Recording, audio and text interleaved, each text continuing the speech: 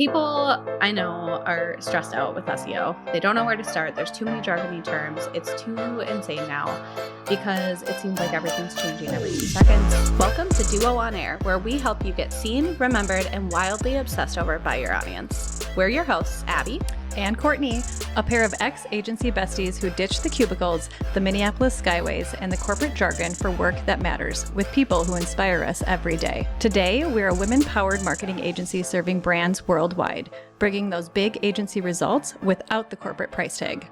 Around here, it's all about what actually grows your business: branding, SEO, websites, and navigating the real-life ups and downs of building a dream while raising tiny humans. We're moms, wives, and best friend business partners in the trenches with you, making the hard stuff feel easy and a whole lot more fun. So pour a fresh cup, get comfy, because you're exactly where you need to be. Let's duo this. Welcome back to the Duo on Air podcast. This is episode number 201. And if you're tuning in today, it's likely because you are feeling very overwhelmed with SEO. And honestly, who isn't? I am. Courtney's here. Courtney's here for some coaching. You guys, literally anytime we do an SEO episode, I know enough to be dangerous, but like Abby said, you don't want her creating your brand, nor do you want me actually doing your SEO behind the scenes. But every time I'm like, I don't know what to talk about. She's like, yes, you do, Courtney. One time. Oh my gosh, have Courtney do your SEO. They just plummet. Oh no. Courtney looking at keywords in SEMrush would be. Oh, that sounds awful. Sounds like an immediate headache. Yeah, if you have me open Illustrator, I'd just be an angry bear. We should do like a swap day. We should. But for our own brand. Watch. Like, you're like, hey, Courtney, write a blog post about X, Y, and Z. And I'll be like, okay, here I go. And then I'll be like, hey, Abby, design this for whatever. Can I use Canva? No, I actually feel like I should give you my computer and you have to use Illustrator. Okay, you know those Instagram like videos where people are like, watch me crash out as I eat an entire pizza and drink a whole bottle of wine in my car. And we should do that. Like, watch me crash out as I attempt to design a brand in a program I've never used before. I love this. So if you would like to see that, stay tuned. Please reply. And if we get no replies, we will not do it. Oh, people are going to reply. No, they're not. Okay. So anyways, people I know are stressed out with SEO. They don't know where to start. There's too many jargony terms. It's too insane now because it seems like everything's changing every 2 seconds. Now there's a billion new jargony terms you have to understand. You need to understand AI. You need to show up on ChatGPT. SEO you need to sound authentic now. still, but you still need to use AI. Yeah. You still have to, yes. There's just so many things. So we're going to bring some simplicity to the podcast today. And we're going to talk about where you need to start when it comes to SEO. So we're going to break down exactly where to start in 3 simple buckets. You might be kind of like, oh, this feels really vague and broad. Like, that's not going to be helpful for me. But honestly, it's straightforward like this for a reason. Like, that's a freaking point. So I don't want you to stress out. We're going to talk about, again, the 3 steps of what you need to do. And it's really that's it. Like, honestly, there's not these thousands of things you need to do. And that's the whole point. SEO can equal simple. Yes. SEO is simple. Simple SEO. There we go. Okay. So number 1, your foundation. Your SEO foundation is step 1. And we're going to walk through how and why. So, questions to ask yourself. 1, can someone search your business name or offer and find you online? First question. 2, do you have a home page and a clear service or product page?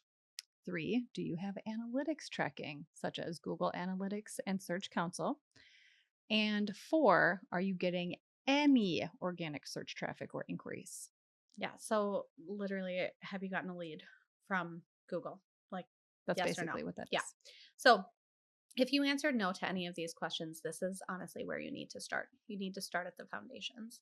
So, or even if you didn't answer no, but you answered, I don't know, like, I am not sure the answers to these questions.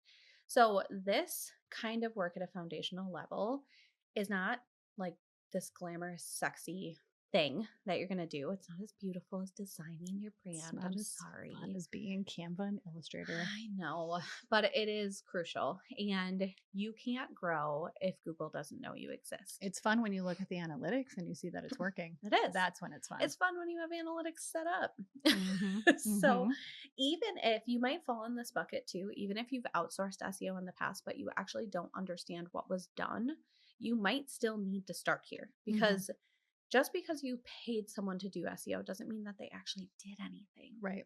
Sadly. Or if they didn't teach you how to even like check your analytics or to see if it's working and you don't understand that part of it, then there's kind of like no point. You need to know a little bit to understand if it's working. Yeah. So there's two ways you can get your foundation up to par. And one is you can DIY it. And that's kind of where SEO on tap has came in for us and for our students is a lot of people want that foundation and they want to make sure that they know what their audience is searching for, how to structure the pages on their website, and how and where to put keywords when they're relevant. Because yes, it is still relevant to do this today. You need that foundation. And then again, how to set up Google Analytics, Google Search Console, all of those different tools, and then actually what to measure and how to see the growth so that you can answer the question of, am I getting inquiries and traffic? Yes. So these are the foundational things that one, you can DIY. Like you can absolutely DIY. And we have hundreds of students who have already done that. So you can do that. Option two is if you're in this bucket of, I know I need an SEO foundation, but I just don't have any freaking time, then you can outsource that. Like there's two things that we do for our clients. One is for brand new websites and another is for websites that have been around for years, but never had that SEO foundation. So it doesn't matter where you are. It doesn't. In your business. Yeah, it doesn't matter. Sometimes people have been around for 10 years and they have no traffic. None. Foundation isn't based on years of business. No. So your website can still perform really, really well, even if it's never worked before for SEO. So that is step number one. You need to ask yourself those questions. If you can be found online, if you're getting leads, because maybe you answered yes to question number one. Yeah, someone can search my business name or they can search my offer and they can find me. But you aren't getting anything in that last question of, are you getting organic search traffic and organic leads? If the answer is no, then maybe those things that people are searching for aren't actually the right things. And this is actually things we have helped with our clients before. They're like, yes, they can find my brand and my website, but no, they can't find me organically through searching different content, or no, they're not booking. Yeah. And this is also we actually have like a little in between package too that we've created for our students. So there's a lot of people who want to DIY optimize their website, but they want to outsource the keyword research because they're like, I just don't feel confident. I'm going to choose the right words and I want your help to do that. Exactly. And so we will do just the research for you while you do that. But we did add something to our SEO on Tap course last round, and it is still in there this round, is that after you do your keyword research, you can email us your keywords and we will personally respond and tell you whether you are on the right track or gear you in a new direction. So if you want us to personally review your keywords, we will. And that is the beauty of SEO on Tap, is you get a lot of hands-on support with inside that community. It's beautiful. It is. Okay, so step number two, you are going to be in a content bucket. So say foundation is set, you feel good about it, you're getting inquiries, people can search and find you. This is now might be where you're going to start. And there really is only one question here. And that question that you have to ask yourself is, do you have a blog? That's it. And honestly, the answer is blogging is not dead. You honestly, like, do you have a blog or not? So basically, can anybody find you online outside of your core offerings? Yeah. Like, or is that it? Is that all you have is just your core offerings?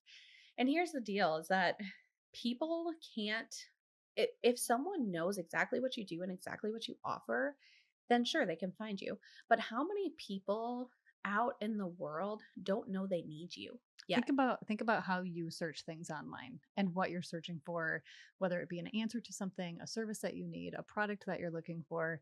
You probably don't type in a brand name. Sometimes, sure, if you're a brand loyalist and you found a brand that you really like, but if you have a problem and need a solution, you're going to Google and you're asking Google that specific problem that you need help with or an answer to or a product to.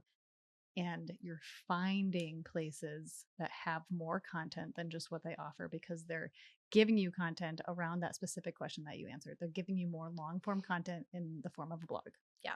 They're answering problems. They're not just telling you what they do. Yeah, they're not just telling you buy this or Yeah. you need this service. They're answering your problem because they're trying to build that connection with you and show that they are trustworthy. Yeah. So your homepage and your service page, that core foundation can be set and you can target the certain number of keywords. But at the end of the day, you're not going to be able to hit all of the keywords people are searching for with just your core pages on your website. So blogs are going to showcase your expertise. They're going to solve real questions that people are searching for. And it's not just people searching on Google, like they're searching on ChatGPT too, and you can still be that cited source on that platform. So this is something where if you ever want to fire me up and get me talking, just like pop into our Instagram DMs and be like, Abby, I don't think a blog is relevant for my business. And then I will probably leave you a 10-minute voice message about all of these ideas. And please tag me so I can go and listen too, because I love a fired up Abby. So if you don't have a blog, this is where you need to start. And I want you to start by writing down one question your audience has asked you before. What's one question someone has asked you? Have they asked you about something about how your products are made? Have they asked you something about where you get your resources from? Have they asked you about what is, I don't know, what color is the sky? Whatever. There's so many different questions, but I'm going to give you a few ideas because I think sometimes seeing this come to life in industry examples can be even more helpful. So I'm going to break down core pages versus blog topics. So your core page of your website, say you create jewelry, handmade jewelry, you're going to rank for that. Core pages, shop page, all of that. But what about someone who's not searching for jewelry and instead they're searching for what are the best gifts for new moms who don't want flowers? They didn't search for handmade jewelry, but handmade jewelry sure is a good option, isn't it? So that's a good example of a list post that you could index for where your jewelry is one of the answers and people land on your website for that reason. Next could be maybe you make skincare products and someone is searching for organic skincare for acne. Great. If people are searching exactly for that and they know that's what they need, they're going to find you. But what if instead they're searching for why am I breaking out all the time when I'm stressed? And they don't actually know that they need skincare for acne or that this product can help them, but they're just searching for information about breaking out when they're stressed. So, again, those are two kind of product based examples. Another, maybe more local example could be someone searching for a gluten free bakery in Minneapolis. So, they're looking specifically for a bakery that offers a solution that they need in a specific location. Or what if someone's looking for easy gluten free birthday ideas for kids? So maybe they're looking for some specific birthday thing. You don't have that on your website, so you don't come up as an option. But by creating this blog, you can show up. Another one, so a few service examples in case you're in the service industry. Therapist for anxiety. If someone knows that they need a therapist, then this is likely what they're going to search for. Or say they know they have anxiety, this is what they're going to search for. But let me tell you, there were many, many years where I was like, it's not anxiety, I'm just a mom. Like, it's fine. But I might have been Googling, why does my heart race at night when I'm supposed to be resting? Why can't I breathe? Like random things. Or texting me and I'm like, I don't know. Yeah, right? Why do I have shortness of breath? And not actually understanding that, like, this has nothing to do with X, Y, and Z, but it could actually be anxiety. And guess what can help with that? Therapy. And I think, too, this example right here really struck me because it's therapist for anxiety. Let's say you Google that. The competition that you're going to have with that search right there is wild. So high. Why does my heart race at night when I am supposed to be resting? You're going to have less competition with that and you're going to stand out. Yeah, absolutely. And you have, like, yes, one might be more targeted to a local specific option. So this is why you really want to also understand, like, okay, if I am a therapist and I offer therapy for these types of services, I'm going to create content all around those types of services to help people identify when they might need help. Mm-hmm. These problem solution situations. That's going to serve anyone anywhere. It's going to drive a lot of traffic to your website. It's going to showcase your expertise, authority. But you might also want to sprinkle in a few local posts too. Yes, Like, absolutely. here's the best places to walk, like the walking path, so that you can get out and take care of your mental health in X city. Mm-hmm. Now you just created a resource that someone's like, yeah, I need to get the heck out of my house and walk around and be in nature and whatever. And now you are driving traffic for actual people within your location. So both make sense with a blog. You can focus on local and you can also focus on that Broad. expertise, credibility, Yes. because you need both at the Yes. end of the day. Another idea, virtual assistant for creatives. This is something that if someone knows they need an assistant, great, they're going to search for that. You know how many people don't know they need an assistant? They're just burning out. So maybe someone's searching, how do I stop spending so much time on email marketing? And now all of a sudden they found you, and they didn't even know a virtual assistant for email marketing existed. They didn't know you existed. Yeah. And finally, copywriter for launches. Someone knows they need launch copy. They know that that exists, but maybe they don't know a launch copywriter is an actual thing, because sometimes when we are in our own industry, we don't realize that other people don't know that this is a service. Mm-hmm. Like, I can't tell you, if I'm not a copywriter, so if someone told me all the different niches available of copywriting, I probably wouldn't even recognize half of them. Mm-hmm. But if someone was like, hey, guess what? I write copy for that. I'd be like, what? I Like, need you. yeah, someone who writes specific copy for LinkedIn posts. Wow, amazing. Yeah. Like, I don't want to do that. Yeah, Right. that's great. So maybe they're asking a question of, how do I write an email that doesn't sound salesy? And then that's how they find you. So I've given you a billion ideas. I feel like a billion ideas, but the list can go on and on and on. And this is why I'm so passionate about it, is that blogging is not dead. If anything, it is more relevant now than ever, because people are asking these questions, not just to Google, but they're going to other search engines. Maybe they're going to DuckDuckGo. Maybe they're going to ChatGPT or Claude or Perplexity. They're going somewhere, and your content is going to get indexed on the internet, and all of these resources can pull it in. Mm-hmm. So, regardless of where someone is asking these questions, you can be an answer. And it helps build your authority and credibility, which is going to help you crawl up the Google search page, anyways, and help just create your business, that create that sustainability within your business. So, do blogging. Not dead. Blogging not dead. There is no tombstone that says RIP blog. For real. For real. And this is another thing too that we have included within SEO on Tap, because we didn't want this course to be specific to just setting your foundation, No. because SEO is so much more than that. Mm-hmm. So if you need to grow your SEO, we want you to have a resource to do that. And that's one of the great things about this course, is you get actual lifetime value, like lifetime access to this course. So which is unheard of. Yeah. Sometimes I think I'm crazy for doing it.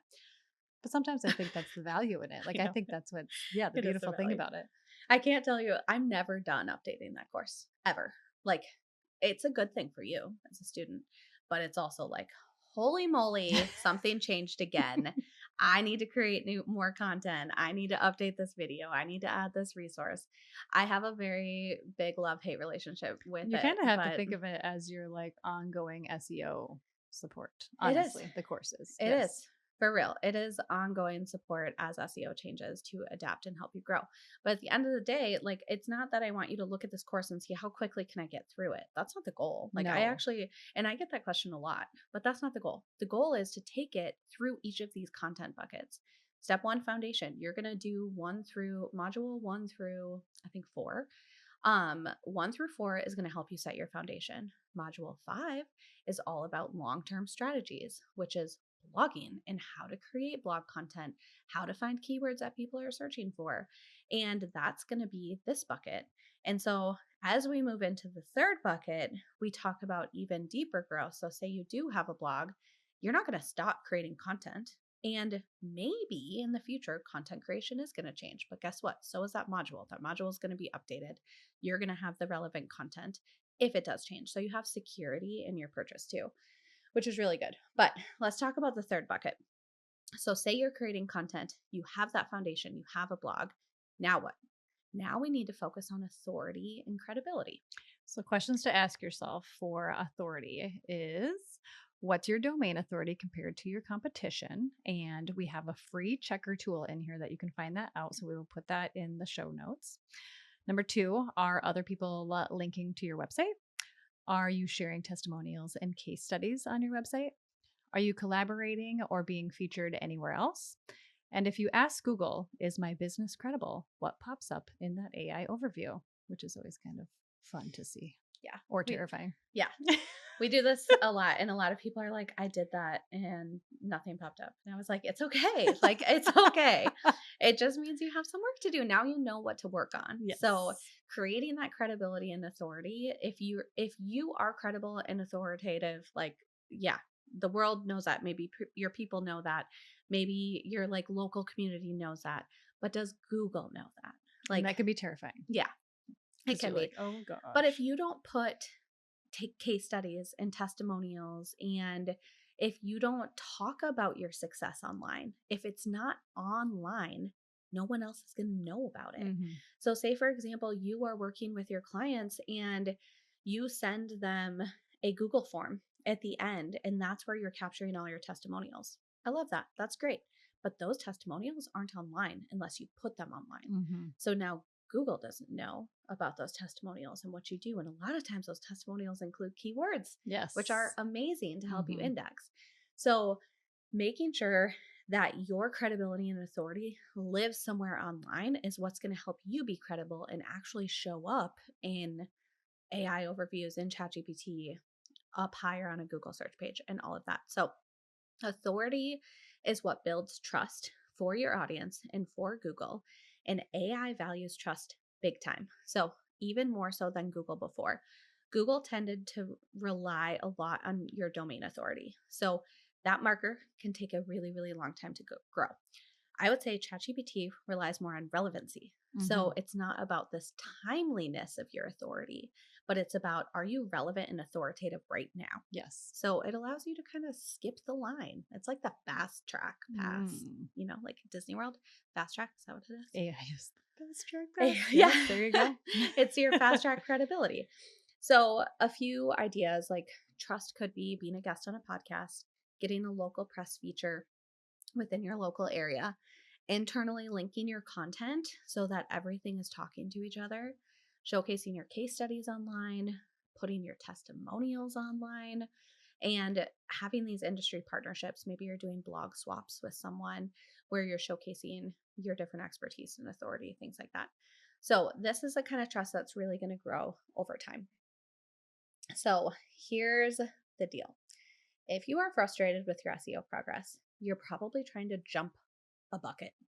You're probably, like maybe for example, you need to be in the foundations because no one's finding you right now, but you're working on creating a ton of blog content. Well, if no one can find your website to begin with, no one's going to find your blog content either. So I can't tell you how many times I've jumped on a call with someone, and they're like, yeah, just no one's finding me. I've been blogging for a year. And then I go and look and I'm like, well, your content's not indexed. It's not on the internet in the first place. It's not your fault. Like Google doesn't know about you. Right. So that's kind of like step one. You have to have a foundation. You have to have a way to track your analytics and know that the core pages of your website are working before you start creating content. You also probably shouldn't just focus on authority without having any content and credibility there either.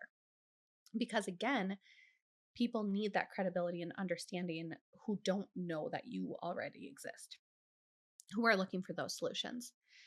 So make sure that you start in the right bucket and you figure out where you need to be. And that's kind of the beauty of SEO on Tap, is that it's meant to grow with you over time. You get lifetime access to the foundation. So say, for example, you pivot, you are changing services and offerings, and you have new sales pages and new pages on your website that need to be optimized. You need to go back to the foundation. Or maybe you have that foundation solid and now you need to jump to the growth, and you can talk about actually growing through blogs and through backlinks and through strategies like that. Or maybe you want to take it next level and you want to get a little bit deeper with things like, okay, now how do I bring my SEO into social media? And how do I bring Ooh. some like fun, I'm feeling really like spicy and savvy now and I want to do some structured data. Like that scares you, then ignore it. But there's a bonus for you when you're ready for it. Yes. So there's a lot of things there, and it's meant to be something that will grow with you and your business over time, which is the entire point of lifetime access. It's not the goal of, I'm going to get through this entire course within 2 weeks. Sure, you can if you really want to, Mm-hmm. but those modules about continued growth with content creation and backlinks and building your authority and credibility, they're not meant to be one and done. They're meant to take time. So you're meant to come back to this course again and again, and then always know that you can rely on it as SEO changes and as AI adapts so that you can really jump in. So the doors are open right now. So you can snag the course plus all of those amazing bonuses for one price. Right now, the last day to join us is January 15th. So why don't you just start 2026 knowing that you have no SEO stress and you have a course and you have a team and you have people to actually support you throughout the entire year as you grow your SEO. Make it the year of SEO. Yay. If you liked this episode, please be sure to share it with a friend and subscribe so you don't miss any new episodes dropping every Monday. Plus, if you haven't already, please leave us a review and don't hesitate to share any new episode ideas.